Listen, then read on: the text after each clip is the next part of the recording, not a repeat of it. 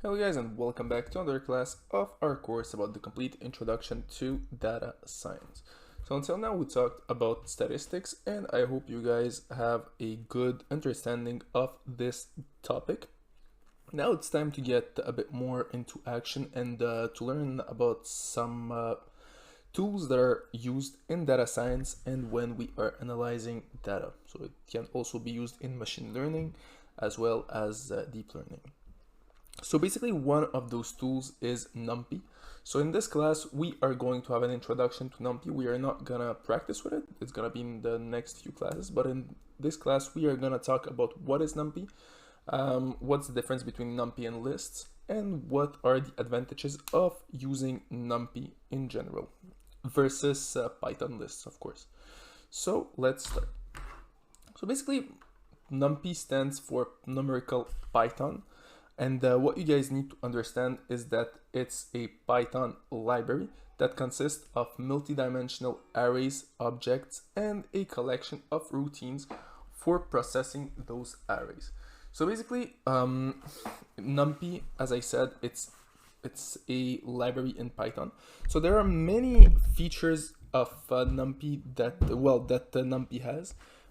First of all, it will allow you using multidimensional arrays, which is pretty cool, and will allow you to make faster operations. So if you need to make faster operations, it will allow you to make faster operations. It has functions and operators for those arrays. So once again, you will be able to create one dimension, 2-dimension, 3-dimension arrays, and you will have different functions and operators that will be used with those arrays to make it faster for all the calculations. It's a good alternative for MATLAB. So for those of you who know what MATLAB is, it's a Python alternative for this for MATLAB in general. Also, it's a Fourier transform. It's the Fourier transforms and shape manipulation. So it will allow you to have shape manipulation. So when you create your 3D multi-dimensional arrays, you will be able to use the shapes and control the shape manipulation.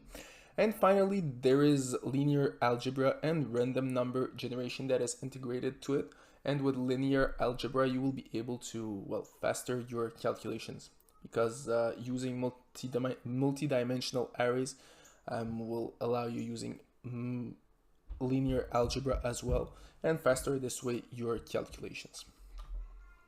So once again, there are plenty of advantages of using NumPy. So as I said, the first of all would be the array-oriented computing. So those are the arrays that we are talking about right now. So this would be 1-dimensional array, 2-dimensional arrays, and those are 3-dimensional arrays. So here it's presented very simply. Usually the arrays are way bigger, so the amount of calculations that is here is that you will be able to do by using NumPy is pretty huge versus working with the Python list, for example. It's a efficient multi-dimensional array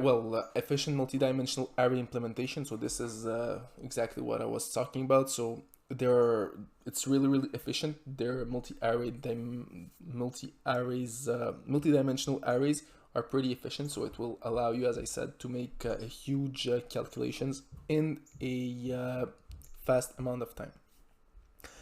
It's really created for scientific computation also.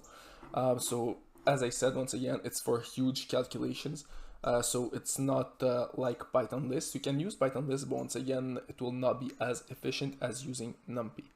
Faster resolution of operations on entire arrays of data without writing loops with the use of standardized mathematical functions. So as we said before, there is linear algebra and some other functions and operations that are integrated with the NumPy that will allow you to make huge operations on arrays, on 3-dimensional arrays that will also be really huge. And this will save you a lot of times when you guys are making huge operations. Once again, maybe right now you don't see why you will use this. Once again, if you guys create huge programs, the use of NumPy is really recommended. There are different tools that are integrated with NumPy. First of all, well, you can read on array data. You can read array data on disk. You can write array data on disk, and you can work with different memory mapped files, which is pretty cool as well. As we said before, there is an integration of Fourier transform capabilities. And finally, as we said in the past PowerPoint, there is linear algebra and random number generation. All right, so finally, NumPy versus Python list. So as I said, NumPy is a Python library, and the three main reasons of why using NumPy. The first one would be it will consume less memory since there is less operations to do. It will go way faster and it will consume way less memory. Has an execution speed that, well, this will bring us to the second point, that is having an execution speed that is way faster than Python list. So as I said, it goes way faster than working with Python list, especially if you guys want to work with huge operations. Once again, this is an interesting thing that I found, so you can compare the speed of NumPy arrays versus lists.